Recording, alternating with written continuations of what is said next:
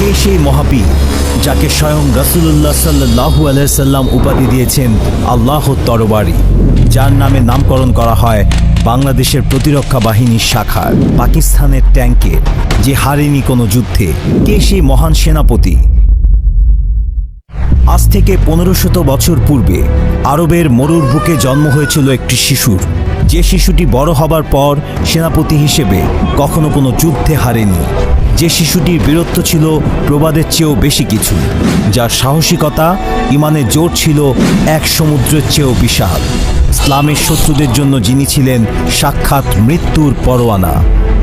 যুদ্ধের ময়দানে তিনি এমনভাবে আবির্ভূত হতেন, মনে হতো যেন একটি সিংহ আক্রমণ করতে নেমেছে একদল ভেড়ার পালে। রাসূল সাল্লাল্লাহু আলাইহি সাল্লাম যাকে ডাকতেন সাইফুল্লাহ নামে, যার অর্থ আল্লাহর তরবারি। যে তরবারি ইসলামের পক্ষে যতবার উত্তোলিত হয়েছে ততবারই বিজয় ছিনিয়ে নিয়ে এসেছিল মহান রব্বুল আলামিনের অশেষ রহমতে। তিনি এমনই একজন সেনাপতি ছিলেন যিনি মহান রব্বুল আলামিনের দয়ায় কোনো যুদ্ধেই পরাজিত হননি, যার নামে আজও পৃথিবীর বিভিন্ন দেশ নিজেদের সেনাবাহিনীর বিভিন্ন শাখা বা অস্ত্রের নামকরণ করে। তিনি আর কেউ নন, হযরত মুহাম্মদ সাল্লাল্লাহু আলাইহি ওয়াসাল্লামের অন্যতম প্রিয় সাহাবী হযরত খালিদ ইবনে ওয়ালিদ রাদিয়াল্লাহু তাআলা আনহু। جيت بسلامة واستقبلتني ابتسامة। ভিডিওটির শেষে থাকছে একটি বিশেষ কুইজ পর্ব।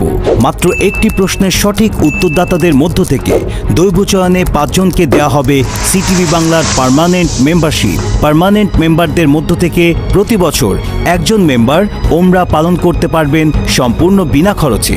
এছাড়া সকল পার্মানেন্ট মেম্বারদের নিয়ে থাকবে প্রতি বছর একটি আকর্ষণীয় বনভোজন। তাই ভিডিওগুলো না টেনে মনোযোগ দিয়ে দেখুন, নিজের জ্ঞানকে আরও সমৃদ্ধ করুন আর ঘুরে আসুন সিটিভি বাংলা পরিবারের সাথে। বিস্তারিত জানতে চোখ রাখুন ডেসক্রিপশন বক্সে। খালিদ রাদিয়াল্লাহু তাআলা আনহু ছিলেন একজন ব্যক্তিত্ব যিনি জীবনের চেয়ে মৃত্যুকে বেশি ভালোবাসতেন। বিছানার চেয়ে যুদ্ধের ময়দানই ছিল যার নিকট অধিক প্রিয়। জীবন ও জিহাদ সমার্থক ছিল তার কাছে। যুদ্ধ তার স্বাভাবিক জীবনের ব্যত্যয় ঘটাতে পারত না। জিহাদের ময়দানে তার সাথীরা বলতেন, খালিদ ঘুমের মধ্যেও শত্রুর গতিবিধি টের পেতেন। ঘুমের মধ্যেও তিনি পরবর্তী দিনের ময়দানের ছক ও রণকৌশল কষে ফেলতেন। কেমন ছিল খালিদ ইবনে ওয়ালিদ রাদিয়াল্লাহু তাআলা আনহুর বীরত্ব ও যুদ্ধ কৌশল, তা জানতে হলে আপনাকে যেতে হবে মুতাহার যুদ্ধের ময়দানে, যেখানে মাত্র 3000 সৈনিক নিয়ে তিনি বুক চিতিয়ে লড়াই করে বিধ্বস্ত করে দিয়ে এসেছিল 2 লাখেরও বেশি পরাক্রমশালী রোমান শক্তিকে। পুরো পৃথিবী এ যুদ্ধের বর্ণনা শুনে চমকে ওঠে, বিস্ময় নিয়ে প্রশ্ন করে, এও কি সম্ভব? ইসলামের সুশীতল ছায়াতলে আশ্রয়ের পরে মুতাহার যুদ্ধ ছিল খালিদ বিন ওয়ালিদ রাদিয়াল্লাহু তাআলা আনহুর ইসলামের পক্ষে প্রথম যুদ্ধ। মুতাহ যুদ্ধে তিনি ছিলেন একজন সাধারণ সৈনিক। দলের কমান্ডার ছিলেন যায়েদ বিন হারিসা রাদিয়াল্লাহু তাআলা আনহু। যায়েদ বিন হারিসা রাদিয়াল্লাহু তাআলা আনহু মুতাহ প্রান্তরে বীর দর্পে জিহাদে অবতীর্ণ হয়ে শাহাদাতের নজরানা পেশ করলে জাফর বিন আবি তালিব রাদিয়াল্লাহু তাআলা আনহু জিহাদের ময়দানে মুসলমানদের ঝান্ডা হাতে তুলে নেন। জাফর বিন আবু তালিব রাদিয়াল্লাহু তাআলা আনহু শাহাদাত বরণ করলে আব্দুল্লাহ ইবনে রাওয়াহা রাদিয়াল্লাহু তাআলা আনহু রাসূল সাল্লাল্লাহু আলাইহি সাল্লামের নির্দেশ মতো সেনাপতির দায়িত্ব পালন করেন। আব্দুল্লাহ বিন রাওয়াহা রাদিয়াল্লাহু তাআলা আনহু শাহাদাতের অমীয় সুধা পান করে জান্নাতবাসী হলে মুসলমানদের মধ্যে বিশৃঙ্খল অবস্থার সৃষ্টি হয়। আরকাম ইবনু আবিল আরকাম রাদিয়াল্লাহু তাআলা তখন ইসলামের পতাকা খালিদ বিন ওয়ালিদ রাদিয়াল্লাহু তাআলা আনহুর হাতে ন্যস্ত করেন। খালিদ বিন ওয়ালিদ রাদিয়াল্লাহু তাআলা আনহু নিজেকে অযোগ্য মনে করে সাবিত রাদিয়াল্লাহু তাআলা আনহুকে সেনাধ্যক্ষ হওয়ার জন্য অনুরোধ করেন, কিন্তু সাবিত রাদিয়াল্লাহু তাআলা আনহু বলেন, আমার চেয়ে তুমিই বেশি যোগ্য। নিতান্ত বাধ্য হয়ে খালিদ বিন ওয়ালিদ রাদিয়াল্লাহু তাআলা আনহু সেনাপতির দায়িত্ব গ্রহণ করে অল্পক্ষণের ভেতর তার স্বভাবসুলভ নিপুণ দক্ষতায় মুসলিম বাহিনীকে শৃঙ্খলাবদ্ধ করেন।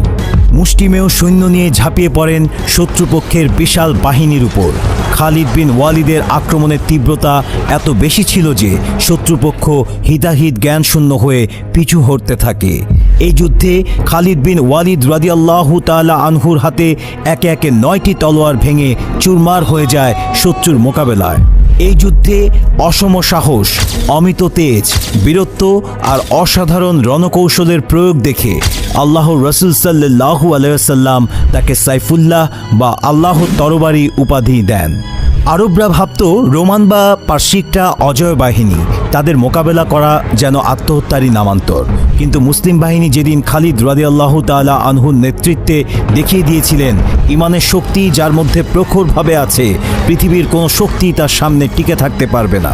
খালিদ বিন ওয়ালিদ রাদিয়াল্লাহু তাআলা আনহুর বীরত্ব শুধু মুতাহর ময়দানে সীমাবদ্ধ ছিল না, তার বীরত্বের প্রতিফলন দেখা গেছে ইয়ারমুকের ময়দানে। তার তরবারির ঝনঝনানিতে কেঁপে উঠেছিল হুনায়নের ময়দান। আক্রাবায় তার তরবারির নিচে শিরচ্ছেদ হয়েছিল ভণ্ড নবী মুসাইলামা এবং তার সাঙ্গপাঙ্গদের।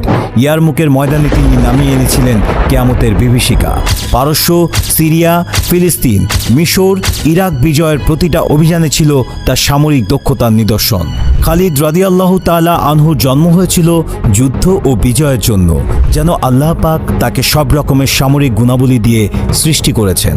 তার সমরাস্ত্রের জ্ঞান, যুদ্ধনীতি, যুদ্ধ পরিচালনা কৌশল, যুদ্ধের ময়দান ও তার আশপাশ এলাকা সম্পর্কে পূর্ব ধারণা লাভ, শত্রুদের পর্যবেক্ষণের ক্ষমতা, গুপ্তচর বা স্কাউটদের বিচক্ষণতার মাধ্যমে প্রতিষ্ঠিত করা সহ যুদ্ধ জয়ের অভূতপূর্ব সকল কৌশল ও প্রয়োজনীয় যোগ্যতাসমূহ তাকে করেছিল দুনিয়ার সর্বোচ্চ জেনারেলের আসনে অধিষ্ঠিত।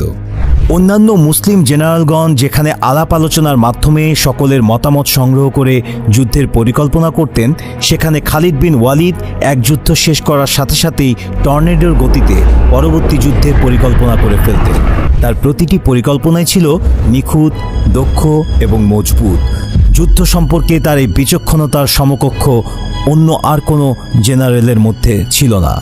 আবু ওবায়দা, ইকরামা বিন আবু জাহেল, মুয়াবিয়া বিন আবু সুফিয়ান, জুবাইর রাদিয়াল্লাহু তাআলা আনহু, বদর, উহুদের সাহাবীগণ সহ তখনকার সময়ের অনেক বিখ্যাত সাহাবীদের খালিদ বিন ওয়ালিদ রাদিয়াল্লাহু তাআলা আনহুর নেতৃত্বে আল্লাহ সুবহানাহু তাআলার যুদ্ধের ময়দানে শরীক করেছিলেন, যাদের অন্তরের দৃঢ়তা ছিল মানব ইতিহাসের সবচেয়ে উঁচুতে।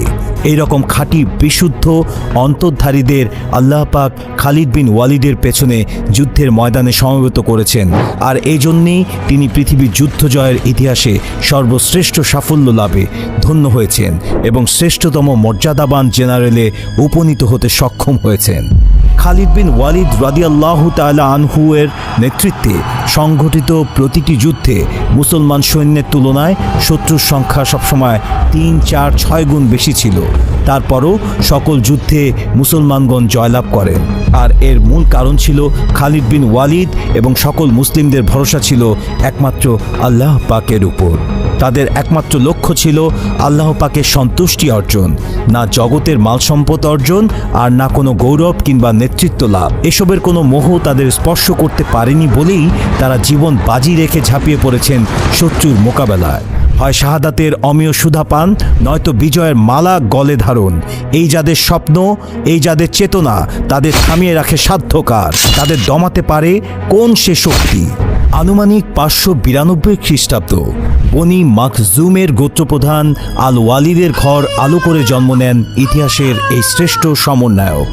মক্কার কুরাইশদের অভিজাত 3 গোত্রের একটি ছিল বনি মাখজুম, যাদের দায়িত্ব ছিল যে কোনো যুদ্ধের অভিযানে সামনে থেকে নেতৃত্ব দেয়া ও শত্রুর আক্রমণ প্রতিরোধ সহ কুরাইশদের নিরাপত্তা নিশ্চিত করা। ফলে এই গোত্রের প্রত্যেকেই বেড়ে উঠত এক একজন দক্ষ যোদ্ধা হয়ে। কুরাইশদের অভিজাত গোত্র পরম্পরা অনুযায়ী শিশু খালিদ বিন ওয়ালিদকে পাঠিয়ে দেওয়া হয় মরুভূমির এক বেদুইন পরিবারের কাছে দুধমাতার তত্ত্বাবধানে। মরুভূমির বৈরী পরিবেশে পৃথিবীর আলো বাতাসের সাথে পরিচিত হন খালিদ। 5-6 বছর বয়সে ফিরে আসেন নিজ পরিবারে। এরপর শুরু হয় কুস্তি, অশ্বচালনা, উট চালনা, অস্ত্র চালনা আর যুদ্ধের প্রশিক্ষণ। ধর্নাঢ্য পরিবারের সন্তান হওয়ায় খালিদকে কখনোই রুটি রুজির ব্যাপারে ভাবতে হয়নি। ফলে সমর বিদ্যায় হয়ে ওঠে তার ধ্যান জ্ঞান। চালিয়ে যান কঠোর প্রশিক্ষণ। এরূপ অধ্যবসায়ের ফল পেতে খুব বেশি সময় লাগেনি। বয়স বাড়ার সাথে সাথে মক্কাবাসীর মুখে মুখে ছড়িয়ে পড়ে তার বীরত্ব আর শৌর্য বীর্যের কথা। খালিদ বিন ওয়ালিদের জন্মেরও বহুকাল আগে থেকে কুরাইশ বংশ ছিল মক্কা ও পার্শ্ববর্তী অঞ্চলগুলোতে একচ্ছত্র ক্ষমতার অধিকারী। অন্যান্য গোত্রগুলো সহসাই তাদের বিরোধিতা করত না। তবে হযরত মুহাম্মদ সাল্লাল্লাহু আলাইহি সাল্লামের নবুয়ত প্রাপ্তির পর হঠাৎ করেই বিপর্যয় নামে বহু পুরনো কুরাইশ আধিপত্যে। মুহাম্মদ সাল্লাল্লাহু আলাইহি সাল্লাম প্রকাশ্যে ইসলাম ধর্মের ব্যাপারে জানালে হাতে গোনা কয়েকজন বাদে সকলে ঘোর বিরোধিতা করে। এক সময় এই বিরোধিতা চরম পর্যায়ে পৌঁছালে মদিনা হিজরতে বাধ্য হন মুহাম্মদ সাল্লাল্লাহু আলাইহি সাল্লাম এবং সেখান থেকেই প্রকাশ্যে ইসলামের দাওয়াত দিতে শুরু করেন।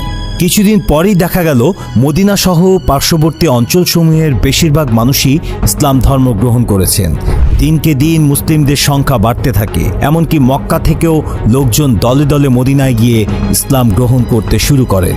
ক্রমাগত মুসলিমদের সংখ্যা বাড়তে থাকায় চিন্তায় পড়ে যায় অমুসলিম কুরাইশরা। তাই তারা মুহাম্মদ সাল্লাল্লাহু আলাইহি সাল্লাম ও ইসলাম ধর্মের অগ্রগতি রোধ করতে যুদ্ধের পথ বেছে নেয়। ফলে মুসলিম বাহিনী ও কুরাইশদের মাঝে বেশ কিছু যুদ্ধ সংঘটিত হয়। নবী মুহাম্মদ সাল্লাল্লাহু আলাইহি সাল্লাম চূড়ান্তভাবে মক্কা বিজয়ের আগ পর্যন্ত এরকম সবকটি যুদ্ধে বনি মাখজুম গোত্রের বীর যোদ্ধা খালিদ বিন ওয়ালিদের অবস্থান ছিল মুসলমানদের বিরুদ্ধে। 628 খ্রিস্টাব্দ মুহাম্মদ সাল্লাল্লাহু আলাইহি সাল্লাম মন স্থির করলেন ওমরা পালন করতে মক্কায় গমন করবেন। শীঘ্রই প্রস্তুত হলো কাফেলা। 1400 সাহাবী ও কোরবানির পশু নিয়ে মক্কার উদ্দেশ্যে রওনা হন মুহাম্মদ সাল্লাল্লাহু আলাইহি সাল্লাম। মুসলমানদের আগমনের খবর ছড়িয়ে পড়লে কুরাইশগণ ভীত সন্ত্রস্ত হয়ে পড়ে। তারাও 300 সদস্যের এক বাহিনী প্রেরণ করেন যেন প্রতিমধ্যে সেই কাফেলা রুখে দেয়া যায়। এই বাহিনীর নেতৃত্বে ছিলেন খালিদ বিন ওয়ালিদ। হযরত মুহাম্মদ সাল্লাল্লাহু আলাইহি সাল্লাম কুরাইশদের সাথে সংঘাতে জড়াতে চাননি, চেষ্টা করেন বিকল্প পথে মক্কায় পৌঁছাতে, কিন্তু খালিদের বুদ্ধিমত্তার কারণে তা সম্ভব হয়নি। ফলে দুপক্ষের সমঝোতায় স্বাক্ষরিত হয় ঐতিহাসিক হুদায়বিয়ার সন্ধি। মুসলিমরাও সে বছর ওমরা না করেই মদিনায় ফিরে যায়। তবে চুক্তি অনুযায়ী পরের বছরই জিলকদ মাসে মক্কায় এসে হজ পালন করতে পেরেছিলেন তারা। এসবের পর খালিদের মনে হঠাৎ করেই নতুন ভাবনার উদয় হয়। আসলে তিনি ছোটকাল থেকেই আরব পৌত্তলিকদের ধর্মে খুব একটা বিশ্বাসী ছিলেন না। হযরত মুহাম্মদ সাল্লাল্লাহু আলাইহি সাল্লাম ও তার প্রচারিত ধর্মকে দীর্ঘদিন ধরে পর্যবেক্ষণ করছিলেন। সর্বশেষ হুদায়বিয়ার প্রান্তরে যুদ্ধ না করে কিছু অসম শর্ত মেনে নিয়ে মুসলিম বাহিনী মদিনায় ফিরে যাওয়ার ঘটনাও মুহাম্মদ সাল্লাল্লাহু আলাইহি সাল্লামের প্রতি শ্রদ্ধা বাড়িয়ে দেয় খালিদের মনে। বেশ কিছুদিন চিন্তাভাবনার পর খালিদ বিন ওয়ালিদ চূড়ান্ত সিদ্ধান্তে পৌঁছান তিনি ইসলাম ধর্ম গ্রহণ করবেন। मैं मुसलमान होने जा रहा हूँ। 31 মে 629 খ্রিস্টাব্দ তিনি আরও দুজনের সাথে মদিনায় পৌঁছে ইসলাম গ্রহণ করলেন। তার ইসলাম গ্রহণ ছিল ইসলামী ইতিহাসের নতুন এক অধ্যায়ের সূচনা। ইসলাম গ্রহণ করার পর খালিদ বিন ওয়ালিদ রাদিয়াল্লাহু তাআলা আনহু ছোট বড় প্রায় 100-র বেশি যুদ্ধে অংশগ্রহণ করেন। মহান রাব্বুল আলামিনের দয়ায় কোনো যুদ্ধেই তিনি পরাজিত হননি। একটা সময় লোকেরা ভাবতে শুরু করলো তারা খালিদের কারণেই যুদ্ধে জয়লাভ করছে। খালিদ বিন ওয়ালিদ নেতৃত্ব না দিলে যুদ্ধে জয়লাভ করা সম্ভব হবে না। লোকদের এমন কুফরি চিন্তাভাবনা বদলানোর জন্য হযরত ওমর ফারুক রাদিয়াল্লাহু তাআলা আনহু খলিফা থাকাকালীন খালিদ বিন ওয়ালিদকে মুসলিম বাহিনীর সেনাপ্রধানের দায়িত্ব থেকে সরিয়ে হযরত আবু উবায়দা রাদিয়াল্লাহু তাআলা আনহুকে সেনাপ্রধান হিসেবে নিয়োগ দিয়েছিলেন। মানুষ বিশ্বাস করত খালিদ বিন ওয়ালিদ কোনো সাধারণ মানুষ নন, তিনি অতি মানব। মানুষের এই বিশ্বাস জন্মেছিল একটি ঘটনার মধ্য দিয়ে। পারস্য আক্রমণের সময় খালিদ বিন ওয়ালিদ সিরিয়ার একটি কেল্লা অবরুদ্ধ করে রেখেছেন। এটি ছিল খ্রিস্টানদের একটি কেল্লা। দীর্ঘ অবরোধের পর কেল্লাবাসী দিশেহারা হয়ে পড়লেন এবং তারা সন্ধির প্রস্তাব দিলেন। এজন্য তারা নিজেদের দলপতিকে খালিদ রাদিয়াল্লাহু তাআলা আনহুর কাছে পাঠালেন। দলপতি যখন খালিদ রাদিয়াল্লাহু তাআলা আনহুর কাছে এলেন তখন তিনি লক্ষ্য করলেন দলপতির হাতে ছোট্ট একটি শিশি। জিজ্ঞেস করলেন এই শিশির মধ্যে কি, কেন এনেছেন এটি? সে জানালেন এটা বিশেষ শিশি, এজন্য নিয়ে এসেছি। যদি সন্ধি আলোচনায় সফল হই তাহলে আর কোনো কথাই নেই, কিন্তু যদি ব্যর্থ হই তাহলে আমার এই ব্যর্থ মুখ নিজের জাতিকে দেখাবো না, বরং বিষ পান করে আত্মহত্যা করব। দিনই দাওয়াতি ছিল সাহাবায়ে কেরামের আসল কাজ। হযরত খালিদ ইবনে ওয়ালিদ রাদিয়াল্লাহু তাআলা আনহু তাই মুহূর্তের মধ্যে ভেবে নিলেন দিনের দাওয়াত পেশ করার এই তো মোক্ষম সময়। এই ভেবে তিনি দলপতিকে বললেন, একজন মানুষ এই বিষ পান করার সঙ্গে সঙ্গে মারা যাবে, এটাই তো তোমার বিশ্বাস? দলপতি বললেন, অবশ্যই। খালিদ বিন ওয়ালিদ রাদিয়াল্লাহু তাআলা আনহু দলপতিকে বললেন, আচ্ছা, যে বিষের উপর তোমার এত অগাধ বিশ্বাস তা আমাকে একটু দাও তো। দলপতি শিশিটি খালিদ রাদিয়াল্লাহু তাআলার হাতে দিলেন। তিনি শিশিটি নিয়ে বললেন, দেখো, আসলে জগতের কোনো কিছুতেই কোনো ক্ষমতা নেই। আল্লাহ যখন কোনো কিছুর মধ্যে কোনো ক্ষমতা দান করেন তখনই সে ক্রিয়াশীল হতে পারে, এর পূর্বে নয়। আমি আল্লাহ তাআলার নামে দোয়া পড়ে তোমার এই বিশেষ শিশি পুরোটাই পান করছি, দেখো তাতে আমার মৃত্যু হয় কিনা। এই বলে তিনি পড়লেন, বিসমিল্লাহিল্লাযী লা ইয়াদুররু মা ইসমিহি শাইউন ফিল আরদি ওয়ালা ফিস সামাই ওয়া হুয়াস সামিউল আলীম। অতঃপর শিশির বিষ সবটুকু পান করলেন। আল্লাহ তাআলা তার কুদরতের কারিশমা দেখিয়ে দিলেন। দলপতি বিস্ময় ঝরা দৃষ্টিতে দেখল খালিদ রাদিয়াল্লাহু তাআলার কিছুই হলো না, তাই সে সঙ্গে সঙ্গে সে এবং তার দলের সকলেই মুসলমান হয়ে গেলেন।